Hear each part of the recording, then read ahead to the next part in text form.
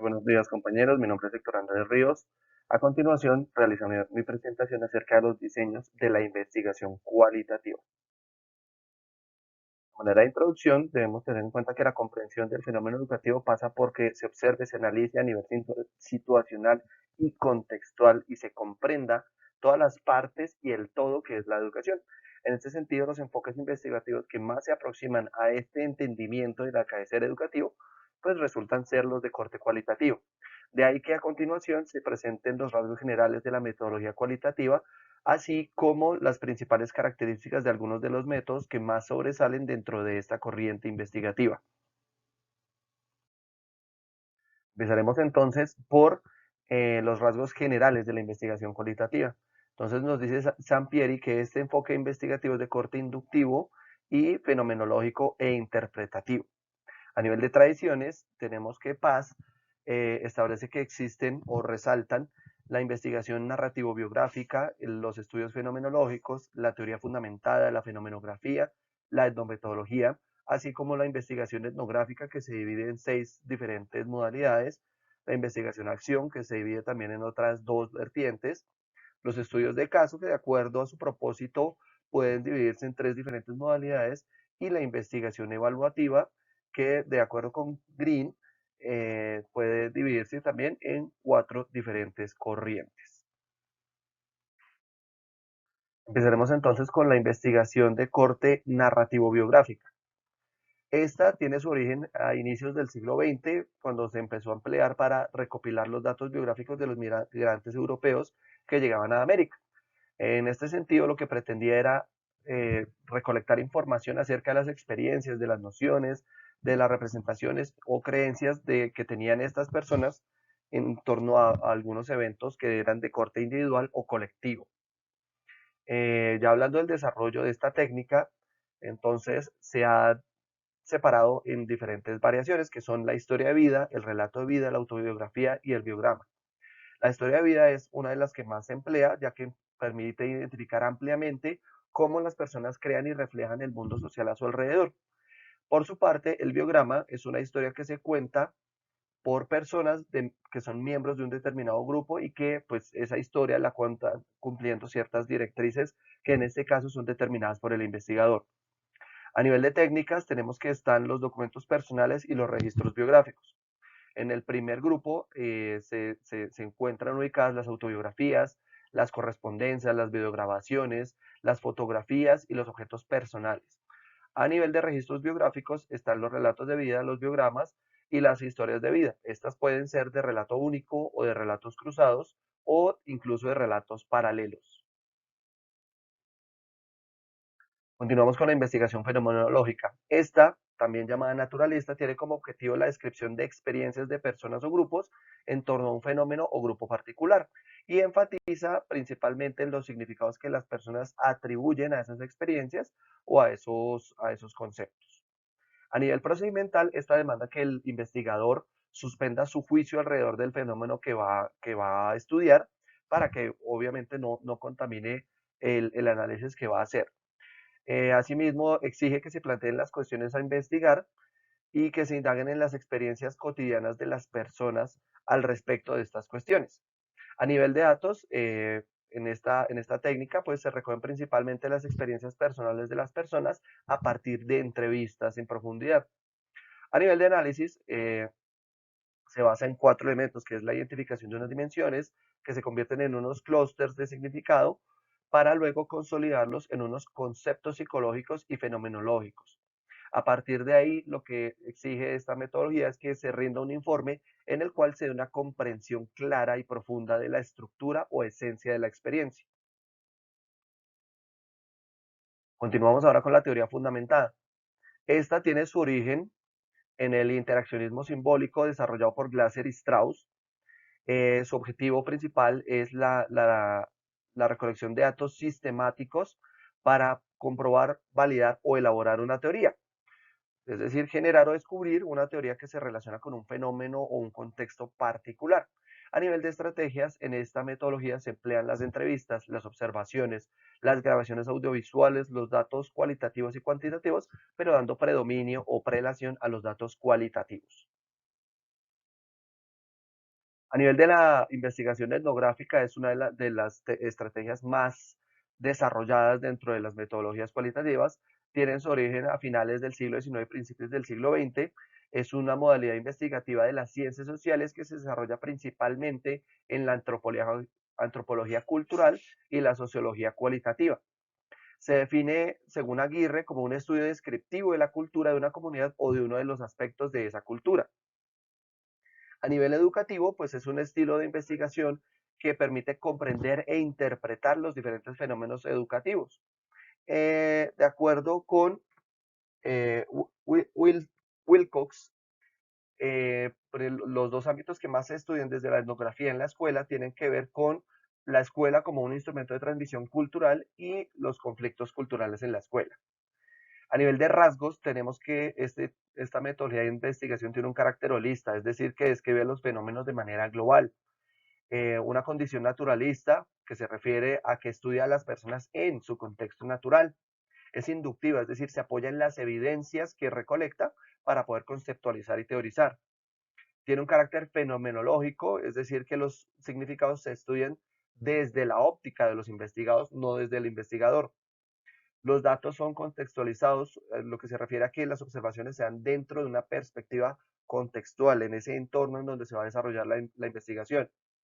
Está libre de juicios de valor, es decir, que los investigadores evitan los juicios en torno a aquello que observan en el contexto investigado. Y tiene un carácter reflexivo, es decir, que el etnógrafo o investigador y el campo de investigación influyen mutuamente el uno sobre el otro.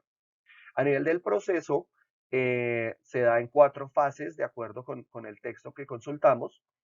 En la primera de estas se delimita el campo de estudio, la comunidad o lugar a estudiar. En la segunda se prepara la documentación, las fuentes orales y las fuentes bibliográficas. En la tercera es como tal la investigación, la consulta a los informantes, es decir, a los miembros de esa comunidad que se va a estudiar, se registran los datos y se realizan las observaciones de las situaciones a investigar. Por último, en la cuarta fase se analizan los datos y el investigador como tal abandona el campo de estudio. Pasamos ahora a las modalidades de investigación etnográfica. Estas se dividen en dos, de acuerdo al teórico que las ha compilado. Las primeras, según Himes y Spradley, serían la etnografía comprensiva, la etnografía con una orientación temática y la etnografía guiada por hipótesis. En la primera se busca descubrir la cultura global de un colectivo, comprender esa cultura global. En la segunda se centra más en un aspecto de una cultura, o sea, es más un poco más específica, una temática de la cultura a estudiar. En la tercera, entonces, el proyecto y los datos se condicionan por unas hipótesis que son formuladas por el etnógrafo o investigador. De acuerdo con Colás, existen alrededor de 6 diferentes modalidades de la investigación etnográfica. La primera es una etnografía de la comunicación, en la cual los procesos se centran en esa interacción cara a cara, en la comprensión de estos y cómo estos influyen en el contexto social.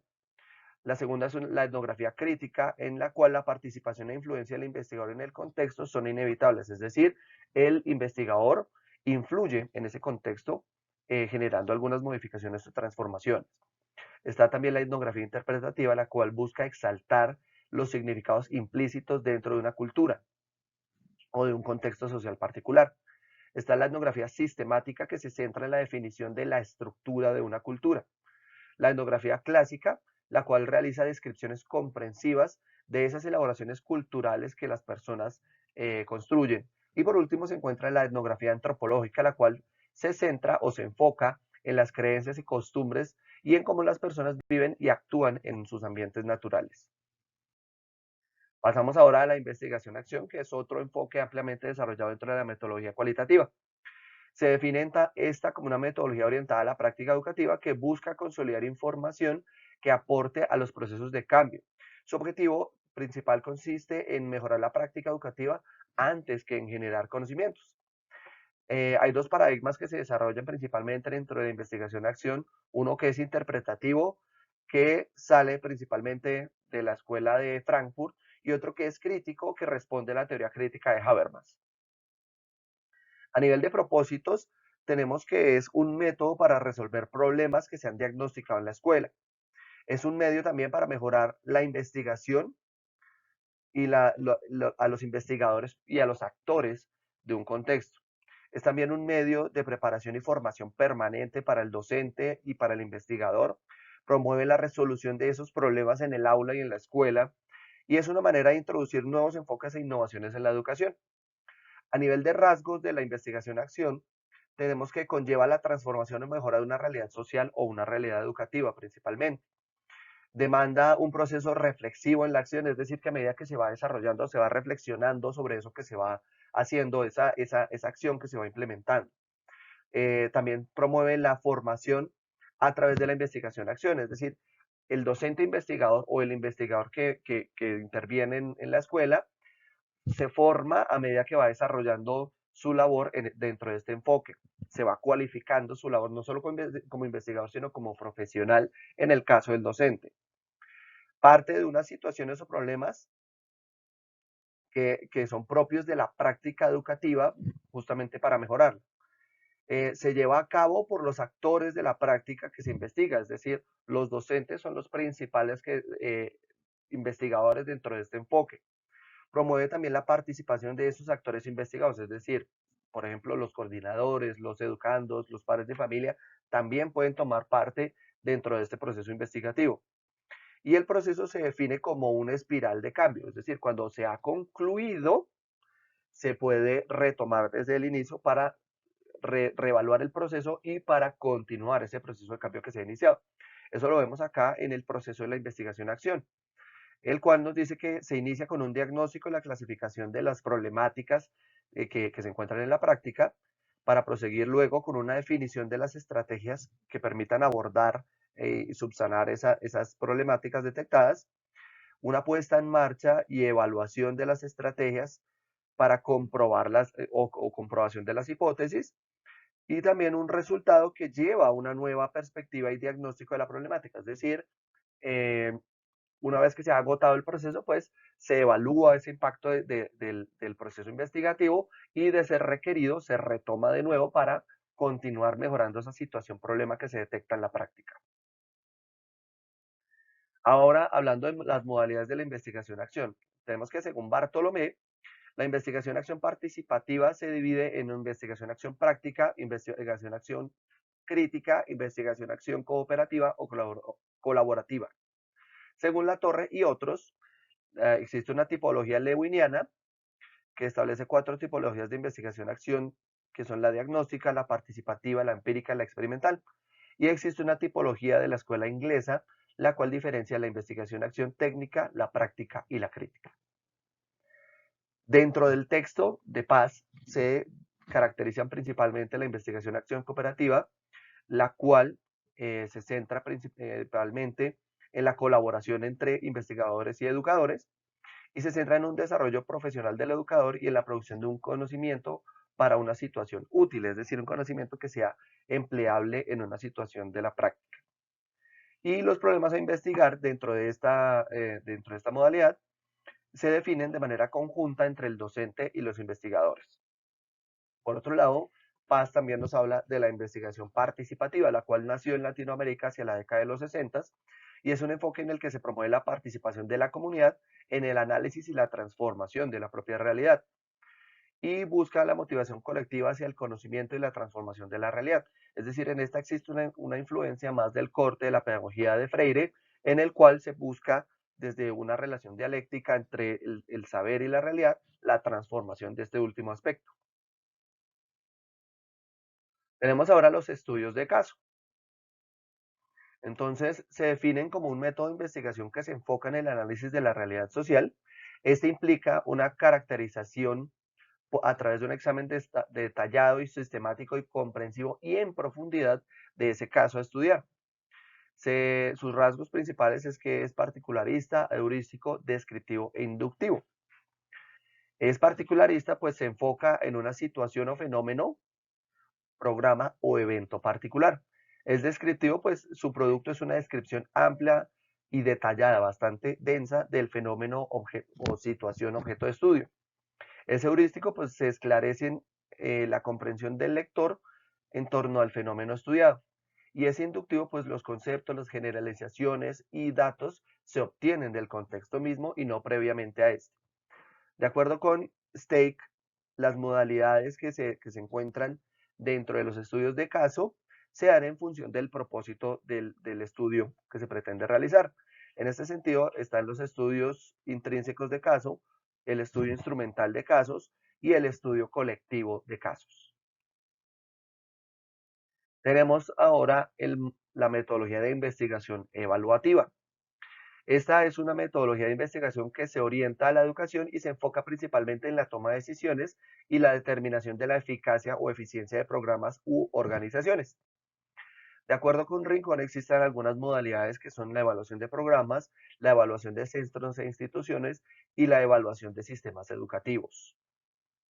En cuanto a perspectivas y modelos, tenemos que, según Green, existe la perspectiva positivista, la cual se desprende de una tradición históricamente dominante de las ciencias y que a nivel político, pues pretende centrarse en la valoración de la efectividad y la eficiencia de programas. Tenemos la perspectiva pragmática, la cual pone su énfasis en proporcionar información válida sobre una base práctica y pragmática para resolver problemas que se encuentran.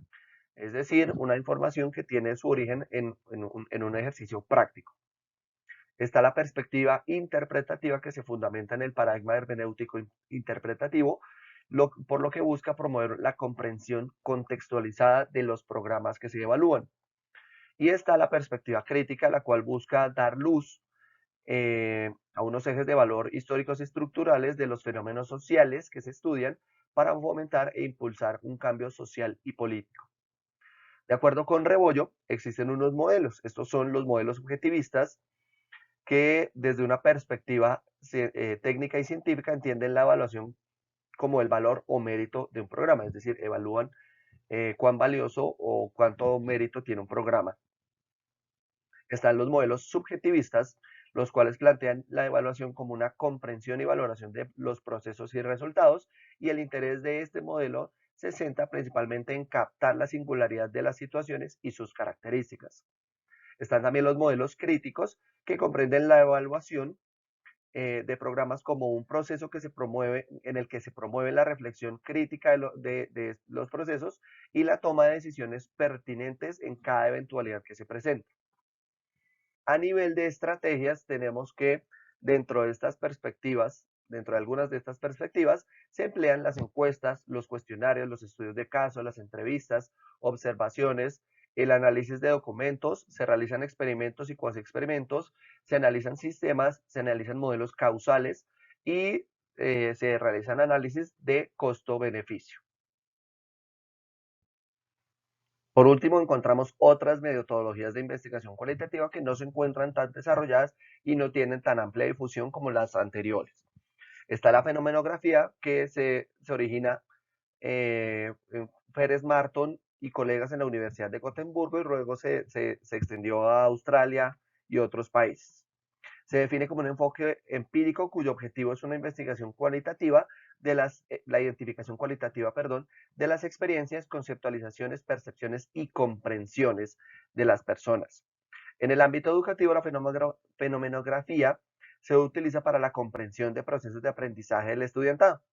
A nivel de técnicas, esta estrategia hace uso de las entrevistas individuales, la observación y el análisis de documentos.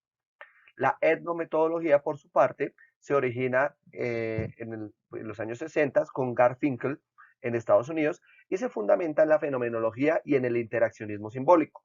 Se define como una metodología cualitativa que se centra en el análisis detallado de las pautas de la interacción social, en la creación y construcción de formas de vida social, en el orden y las reglas sociales, es decir, pretende estudiar estos elementos. A nivel de técnicas, hace uso de las conversaciones naturales, pues lo que busca es evidenciar la manera en que estas interacciones construyen el orden social. A nivel de conclusiones, entonces tenemos que la variedad de métodos, técnicas y estrategias esbozados por la metodología cualitativa nos ofrecen múltiples maneras de aproximarnos, comprender y transformar la realidad educativa. En este sentido, ninguno de los métodos es capaz de generar conocimientos absolutos y generalizables en torno a los sucesos educativos, pero aún así todos estos métodos o estrategias son capaces de proveernos a nosotros los investigadores las reflexiones suficientes para ir ampliando y complejizando el conocimiento o el saber en torno a la escuela. En consecuencia, la elección de uno u otro de estos métodos debe obedecer a una intención que tengamos como investigadores y a las características del problema o pregunta que pretendemos resolver, así como a las características del contexto, pues no todos estos métodos cualitativos son aptos para todas las situaciones que se dan en la escuela. Por último, comparto las referencias consultadas para esta presentación y les agradezco la atención prestada.